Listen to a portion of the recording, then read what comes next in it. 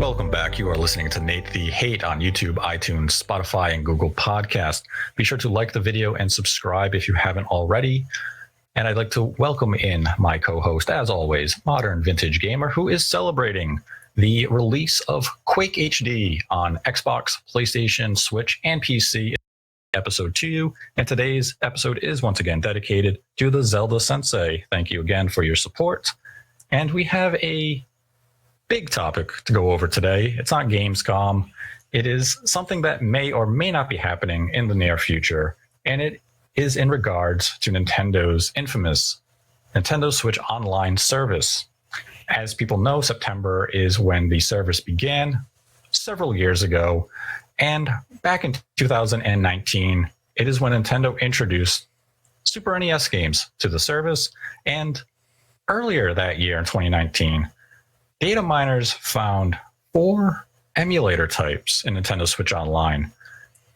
2 of them are accounted for. They are the NES games and Super NES games, but there are 2 that remain unaccounted for, and those are Hyoku and Count. And today we are going to talk about what these 2 emulator types may be used for and whether or not we have something to anticipate in the coming weeks. And we're going to start this off by jumping right into it and saying, MVG, what do you think Hyoku and Count may represent in terms of hardware for Nintendo Switch Online? Well, I mean, first of all, let's talk about the 2 that already exist for the people that aren't familiar. So there is Canoe, which is the SNES, and this is the same emulator that was used in the SNES Classic. And then there's Kachi, which is the NES emulator that was also the same emulator that runs the NES Classic. So Nintendo is reusing the same code, porting it over to the Switch, and then packaging that up as the NSO service. Now, as far as Hyoku and Count, which are the 2 unknown emulators for the Switch Online that was discovered by data miners back in 2019, well, I mean, it could be anything. But if we are to speculate, I believe that Hyoku would consist of Game Boy and Game Boy Color. I think the next kind of evolution of this, or the next iteration, I should say, of the Nintendo Switch Online would probably be the addition of Game Boy and Game Boy Color games, because it is a part of their history and their legacy that I think they want to bring forward and show the fans. And it's also something that wouldn't take them too much time to get up and running on the service. And I'm not suggesting that the developers at Nintendo are lazy or anything like that, but what I'm saying is it's something that is kind of like low-hanging fruit in many ways, where it could be added and it would be a nice value add, and I think it would get people excited about the prospects of playing Game Boy and Game Boy Color games. And there is a really good library of games that they could bring to that service. And I think, for newer fans that haven't played the handheld, original Game Boy Mario games like, Mario Land and 6 Gold Coins and everything, you're in for a treat, because there's some really great stuff there that you may not have ever played before. So I think for me, Game Boy and Game Boy Color would be the next iteration. But where it gets interesting, Nate, is I think that Game Boy and Game Boy Color is one entity. And I think either Count or Hyoku would be one of those, which means there's still one left, right? And what could that be? And at that point, we're saying, well, is it Nintendo 64, or is it Game Boy Advance, or is it Gamecube, or whatever? And my answer to that is I have no idea. I mean, I think it probably would be N64, but I also have my own thoughts about N64 running on the Switch right now. And a lot of it, I've made a video on this in the past about, it's not necessarily about the Switch, but Nintendo's kind of its seemingly reluctance to bring N64 games forward with the the N64 Classic that obviously never happened, and I believe it's not even a thing that exists. I think Nintendo has moved on from the mini consoles or the classic consoles, and I think there are compelling reasons why they don't want to do that. But I definitely want to hear your thoughts on this as well. So, for me, Game Boy and Game Boy Color is a lock, right? I'm pretty confident about that. Whatever is the fourth one on this list, I don't know. If you ask me, what do you think? I would probably be leaning towards Game Boy Advance personally, but I also have some questions around Game Boy Advance that kind of doesn't fit right with me as well. But I do think Game Boy and Game Boy Color is definitely a lock for this service. Yeah, I believe that Hyoku is very likely referring to Game Boy and Game Boy Color. And as you mentioned, I believe the two will be one entity. I don't see Nintendo splitting them up, because even when you look at Nintendo's own internal tracking, they counted the systems as one of the same. Yep. They didn't treat, even though the Game Boy Color in some internal material that you can find online, they do call it a successor. They do, yes. But when you look at overall sales for that Game Boy line, they include Nintendo Switch Online service. But there is a long list of software options that they could put to the service.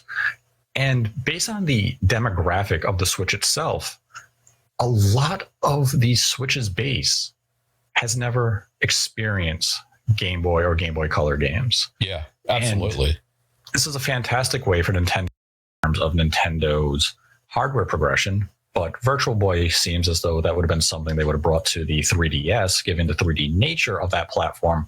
And I don't know if they want to bring that red visual color to a Switch. So we're going to skip over that one and go to the systems that succeeded them. And N64, my thoughts mirror your own. I think the N64 games still carry value. And the fact that Mario 64 was emulated for the 3D All-Stars collection, and we still have no way to access any of those three games. We cannot buy Mario 64 on the eShop as a standalone release, suggests to me that Nintendo sees value in N64.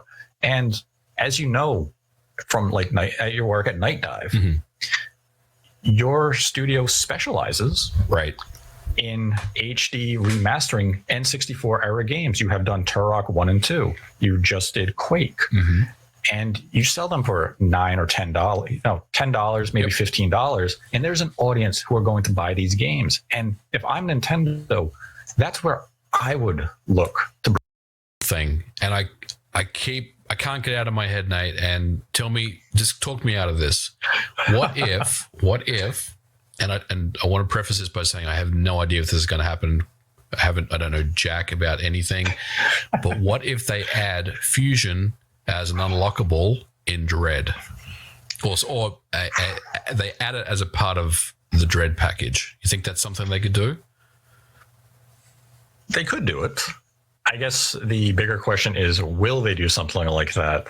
And man, I would love if it was just a case of you beat Metroid Dread through, the first time, and you unlock Metroid Fusion. I mean, the concept of unlocking games, or smaller games in larger kind of AAA games, that was a real big deal in the mid 2000s. I want to say it was happening a lot, like during the Xbox 360 era and the PlayStation and all that. These days it doesn't happen as often, but it would be kind of cool if they did that. And I may be misremembering, but I believe it was Metroid Zero Mission that if you beat it, you unlock the NES original. Yep. So this isn't unfounded territory for Nintendo to do this with a Metroid game. I mean, given that was, a remake or a remaster of the same game, but I could feasibly see them include a Fusion with Dread as an unlockable bonus. If they do go that route, and Nintendo of America, if the Treehouse or anyone there is listening, you do not lock it behind an amiibo. Absolutely. Oh my God. Yeah. If you lock it, don't do that. If you lock it behind an Emmy amiibo, oh my God, we will record an episode and it will not be nice. Yeah. I mean, I think they could do it. And that would kind of, I guess that would, it would satiate. Yeah. It would take care of the the argument that GBA just doesn't make sense on the NSO service. Right. I think it's possible that they could potentially add that as an option. Yeah, I could see them, definitely contemplate going that type of route. And, as we've been saying, count right now is a mystery. I would say we kind of put the nail in the coffin of N64 for what I would call reasonable reasons. Yeah. And even Game Boy Advance, I think what we're viewing from a business standpoint makes logistical sense. So what is it then? Is it GameCube? I mean, GameCube. Yeah, we know that they have an emulator for GameCube. Correct. I mean, but at the same time, we also know they have the emulator for N64. Right. But yeah, again, you're at that point now where it's like, well, why would we drop a GameCube game on our service, or a GameCube system on our service, where we could just, HDify, widescreen, 60 FPSify these games and, bring them forward, give them modern controls at gyro, Yeah. So we've seen it. We've seen it happen before with Aspire has done it with a couple of Star Wars games. Absolutely. So then the question is, do we need to be thinking larger than just Nintendo? Because if we go back to the Virtual Boy, there were other systems from other hardware makers that was on the Virtual Boy, and what comes to mind is like, Neo Geo and PC Engine, TurboGrafx, and stuff like that. See, I was thinking still within Nintendo's family. I was thinking maybe Game & Watch. Interesting. It could be Game & Watch. Nintendo has been leaning into Game & Watch a little bit the last couple of years for the anniversary of Mario and Zelda. They keep making a Game & Watch version. So could you feasibly bring Game & Watch to Nintendo Switch Online just as a legacy moment of, here is our original handheld, and here's some of the games? I really wasn't that in tune with Game & Watch products. I know there's the one where you catch the balloons. That's about it. Oh yeah, there's like Fire and Donkey Kong and Parachute and Oil Panic. I used to love those games, man. I used to have a couple of them. Unfortunately, I don't have any of them. See, it kind of sounds like a platform maybe they could consider for Nintendo Switch Online. A lot of just fun. To add a little bit of flair to the service. This is our true legacy, that we're embracing our roots with the Game & Watch. Not to dismiss the idea that it could be another platform or from another console maker either. What about Play Choice 10 Arcade? All the Versus games. I know they've already done a couple of Versus games already, but Versus Donkey Kong, versus Castlevania, versus Excite Bike. Wow. Could happen. But that could happen. I agree with you. I mean, I think anything beyond kind of N64 is just doesn't make sense, right. Like with an N64 is tough too, because obviously you've lost the Rare license, right? Automatically. So you're not getting any of those games. And that's kind of the bread and butter. I mean, you'd get Mario Kart 1080 and Wave Race, and stuff like that, but you're going to run out of that stuff real fast, and then all of a sudden it's like, oh, we don't have the Rare games at our disposal, so why do we have this service again? Ooh. I mean, N64 kind of hits that same impasse. Yeah, because when you think of like N64, a lot of our fond memories would come from sitting with friends playing GoldenEye, playing Perfect Dark, and if you don't have those types of games on your service. Yep, that's the first thing I thought about when they announced that Game & Watch. I was like, well, they have the emulator, so when are they going to drop it on? You had September until March to pick up the Fire Emblem game with an undership, so I applaud them on that one. And yeah, I don't believe those games will come to Nintendo Switch Online, and for the same reasons as I had said earlier this year and even last year. Once you do an anniversary collection like that, if you set the precedent that you wait 6 months or a year and we will bring the games to our online store, you can never do that release again. Right. And people had also made that argument for Fire Emblem. That's a good point. Because it was on the eShop for... Really does track with this, and that is the Game & Watch with the stuff.